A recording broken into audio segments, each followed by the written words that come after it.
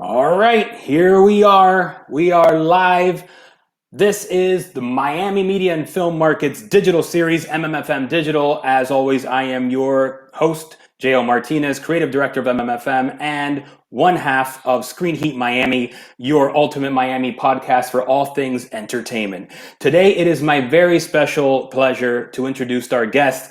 She is a casting director in Los Angeles, does some amazing work. She's a good friend, Miami native, UM grad. We're going to bring her in just a moment. But first, I just wanted to talk about the state of the industry. As you know, we're going through some crazy times right now. Things are getting better. The only thing I miss is the Cuban cafecito ventanitas. We need to bring those back, ladies and gentlemen, because that really was the social hub of Miami. And I think the very fabric of our society is suffering. Mijita, ¿cómo te va el tratamiento? Ay, pues imagínate, 3 veces a la clínica y todavía no hay solución. ¿Tú sabes cuántas pruebas me han hecho? Olvídese de eso. Tómese un cafecito, 2 croqueticas y tú veas que todo se va a poner mejor. Ay, ojalá. Menos mal que todavía tenemos la ventanita, si no, imagínate. Ni hables de eso, niña.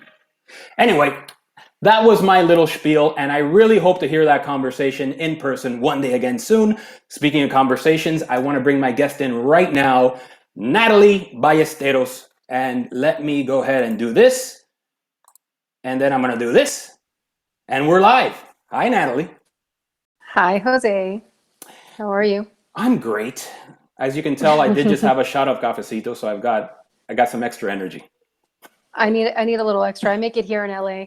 Oh, yes. No, it's without the sugar though. Without the sugar. That's probably a good idea. I'm sure that was half the problem in my 3 pounds of sugar for an ounce of coffee. Lots of diabetes. Yeah. Yeah, no, exactly. I'm frozen again. Oh, you're unfrozen again. So, yeah. Natalie, obviously, look, we're going to talk about all the exciting work that you're doing right now, but we want to take a step back and just get to know you a little bit better. So tell us a little bit about who you are and where you're from. Okay, just a little addendum to how you introduced me. I'm not technically a casting director anymore. I'm a casting executive. So I'm not working on specific projects that I'm casting anymore. I work for a network. So that's where I am now. My background, I am from Miami, raised in Miami. And I studied at the University of Miami. I studied theater arts. I was an actress for about 5 years out of college in New York. Did a lot of musical theater, did a lot of stage. Moved to LA in 2005 and discovered I didn't want to keep acting. So I got into production. And then I worked at ICM for a while, which is where I met you. And I was there for about 10 months. And then I decided I wanted to get into casting. It seemed like a logical thing to do because I know actors and I was starting to get to know the business. So I got into casting for film originally.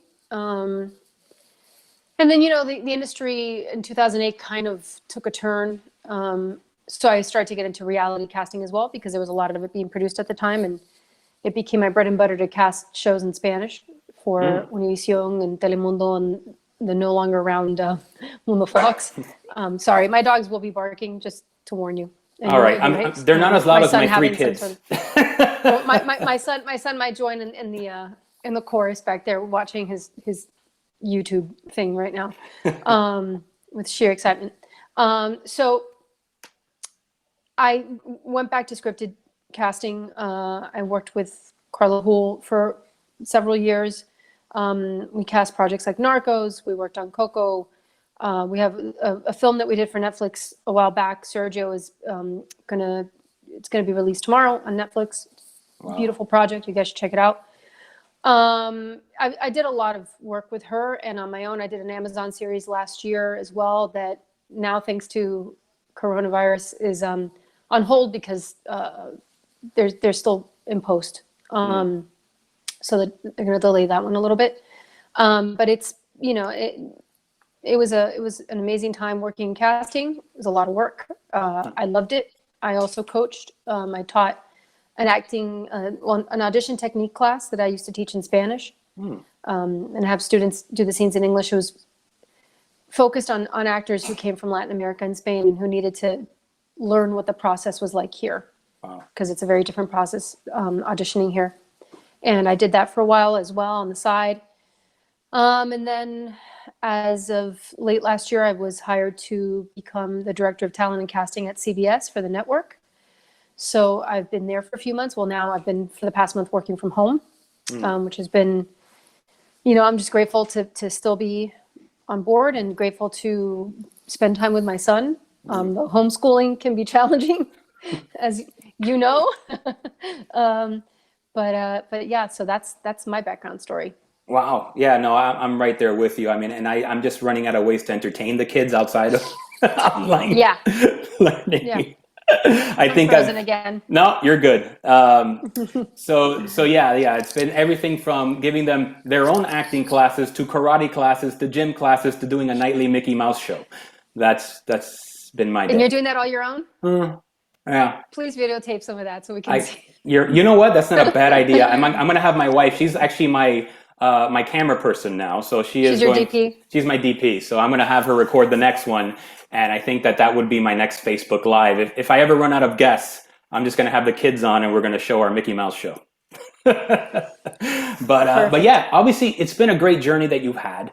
So what, obviously a lot of folks are tuning in because you are an experienced person in the casting world. What basic advice would you give an actor that wants to break into the business today as opposed to say 20 years ago?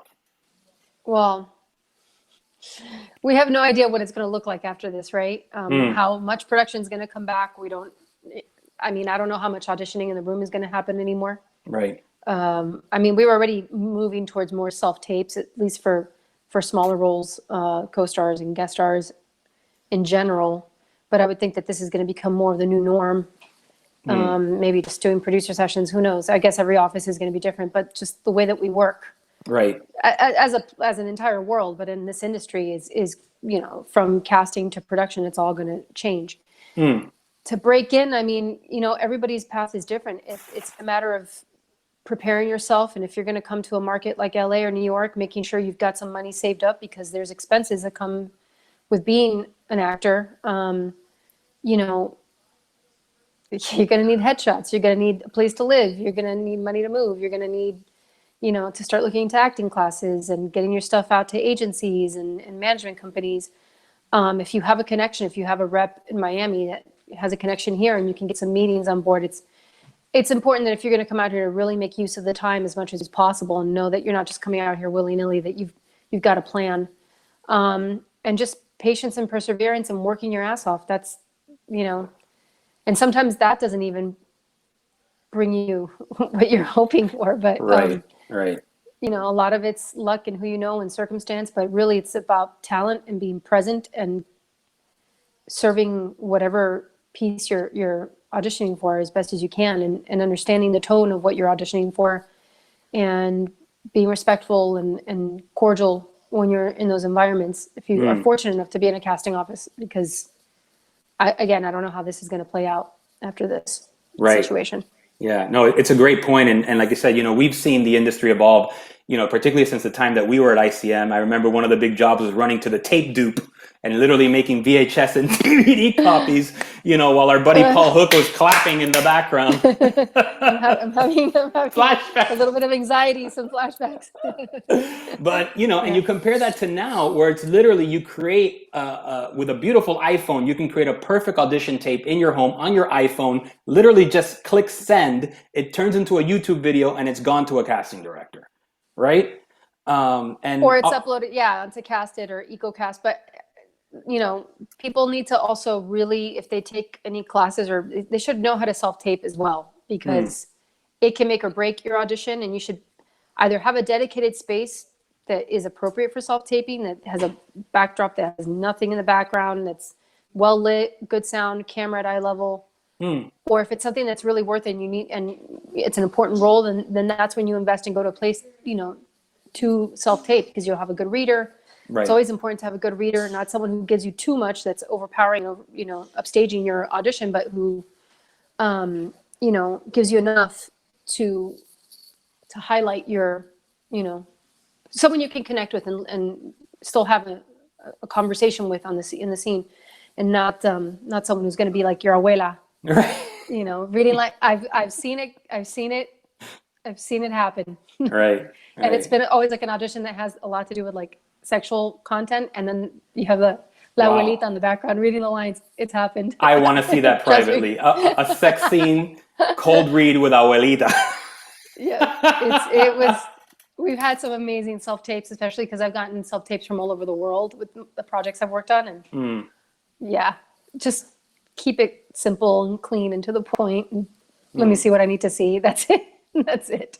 right. So, No, that's interesting because like I said, I think nowadays the danger is that we tend to do things a little more casually. But I think that you're right. There has to be a sense of professionalism as well. Uh, absolutely. and so, yeah, having someone in the room that knows a little bit about the industry that can kind of at least give you a decent read. Know at least a little Yeah. bit of 3-point lighting, where to put the camera. All those things are crucial, right? Yeah, and it doesn't have to be anything super fancy, but Right. you know, remember that this is this is what we have to base you on. This is it. So Mm. make sure it's something that shows you in the best light. You know. Right. No, I agree. Yeah, I've had a couple, as a producer myself, a couple of different stories of how actors got into a starring role. One, our friend Owen Miller that did Marcus, obviously the role was written for him because he knew our director since college. And so going back to your statement about relationships, which are crucial in maintaining those relationships over time, because especially as an Yeah. actor, you never know when that director is going to come back. It could be 10 years later with an amazing opportunity for you, right? Yeah. And then the other story is a young actor we just interviewed called Jeffrey Batista, who's in the new critical thinking movie that John Leguizamo just directed. And he's actually a Cuban kid from Hialeah, and he said he did a cold read from his house that he sent. And then his next audition with John was via FaceTime. And he said 2 days later, he got a call from his agent and he actually booked the role without ever meeting John in person. And Yeah, this was, a lot of international projects, it's the same thing. yeah, It's off of the tape, but it's also your demo reel, which is also very important, that it looks good. But the best stuff is right at the beginning, that it's not super long, that, if you have multiple demo reels, that you're sending me something that's appropriate for the project. And, your reel's important, even if it's something that doesn't seem very significant, if it shows you off well, because sometimes we need more than just the audition to get you approved, or at least, or by the time it gets to right. where I am now, like we need to see more, you know what I mean? So, so yeah, Wow. that's So it. I want to talk to you about that last part, because obviously you mentioned the transition from director of casting to executive now. How's that No, transition? yeah, it's the title is director of casting. So I was working in casting as a casting director and sometimes casting associate. And what that was is, basically I was in the trenches. I was the one who was auditioning, putting out the breakdowns, selecting the actors, in the room with the actors, closing the deals. And now, it's different because we are sort of overseeing, honey, sorry. It's okay. It's totally, Sorry. hey buddy. Just like Sorry. you, sweet like his mommy. Yeah. Yeah. So, now we are sort of, we are still involved in the process, but we're not physically in it. We are the ones who are making the final approvals, and it's a different environment. We're overseeing multiple projects. So, I think, I felt like I was very creative in what I was doing before. And now this is a different kind of creative. You're Yeah. still thinking of ideas, and you're still trying to service the project and service your network and work with the studio. But you're not doing more of the day-to-day aspects of casting. Right. So Right. yeah. Wow. And I get a little more sleep sometimes. When you have kids, as you know, that helps. I'm not watching 300 self-tapes till 2 a.m. anymore. Right. Sorry, I'm frozen it. No. But yeah, it's still busy. Now we're working from home, and we're, trying to prepare ourselves for when we get back, and doing as much as we can to see what's out there, and work, just stay as engaged and involved. And it's really cool. It's really cool to see things from this perspective, because I was always, so buried in my projects, and now it's like seeing things from a different vantage. So it's cool. Wow. No, I bet, and I'm glad that obviously, look, we're friends, and you've had such an amazing career, and I just want to congratulate you again Thank you. because you've done amazing. I'm so glad we got to catch up in LA before. I call it BC. Yes. Wasn't that awesome? I think that was a sign that something was about to happen. I thought it was going to be a good And thing. I was all excited to come see you in Miami, but I no, know, but I think it's still going to I don't happen. know Look, when I'm going back. I'm an eternal optimist. There was a great article in The Guardian, I'll send it to you, talking about how the industry is going to come back and it's actually going to be stronger than before. It was written by a costume designer in London. And I almost teared up. It was so beautiful, the way that she wrote it. And so I'm optimistic and I'm positive that it's going to come back. It's going to be busier than ever. I don't know what that means in terms of how Yes. much sleep you'll be able to get, but I think you're going to be busy. Yeah. Yeah. No, I hope. I like being busy. So. Yeah, you're going to be fine. I think we're all going to be fine. I think we just need to wait this thing out a little bit longer, and we're going to turn the corner, and things are going to be amazing, and we'll have that cafecito in Miami very soon. I think so. In the meantime, I'll make one now, and I'll think of you. Oh, well, look, I brought this for you. I was going to show it, but this was what I make this after. This is the first thing I showed you at ICM. I think that was the first thing that you cracked a smile. That's how I knew. Yeah, because I was so nervous. That's how I knew that you were my people. When you were at your desk and you pull out the Bustelo bag, you're like, dale. Dale, mano. Bueno, Natalie. I'll say one thing. I miss speaking Spanish. I don't get to do it as much anymore. Oh, you should have told me. Before I'd be auditioning people in Spanish. No. I did something live on Tuesday. It was an hour of me speaking Spanish, which I'm fluent, but Jesus, that it takes a little processing now, So yeah, I got through that, I think pretty successfully, but no, I was happy. I was like, oh, we get this. Oh man, that's funny. It's the ex-husband calling. Yeah. Well, I know. Yeah. But yeah, no, look, yeah, you're totally right. But I think the one little thing that we can cheat in Miami is that we do Spanglish. So when we get stuck on a Spanish word, you just switch to English. Y claro que yes, we're good. That's one of the things I miss about not working in my old office is that I was so used to speaking in Spanglish because half of the staff, well, at least a big chunk of the staff was bilingual. So now I have to be like, no, you can't say pero like. Pero like, bro, whatever. Yeah. Little pet peeves. Well, Natalie, you've been amazing. This has been a great session. Thank you. Probably believe it or not, the smoothest one we've had since I've started. So congratulations. Good. You did great. And I'm just going to wrap it up. I want to thank my guests once again. Natalie Ballesteros is doing amazing work in Los Angeles, but we hope to see her in Miami very soon. So thank you so much, Natalie. Appreciate your time today. Thank you, Jose. Take care. I hope you and your family are safe and everyone's sane in the house. That's the hard part. Yeah. Everything else we're good. Right. You want to say goodbye? Come here. No, he says no. Well, bye, Eli. It's good to see you, buddy. Well, Natalie, we'll talk. All right. Take care. Thank you. You too. Bye. Bueno, bye. All righty. That was my good friend Natalie Ballesteros, who's one of the best casting directors in LA, and she is doing such great work on the film and the TV side. We love her. We love her work. This has been another edition of MMFM Digital. I'm J.O. Martinez. Please stay tuned to everything at MMFM and Chemical. Shout out to Patty Arias, Joe Chi, Kevin Sharpley, my Screen Heat partner. Screen Heat Miami will be back very soon with a brand new interview. You're going to love it.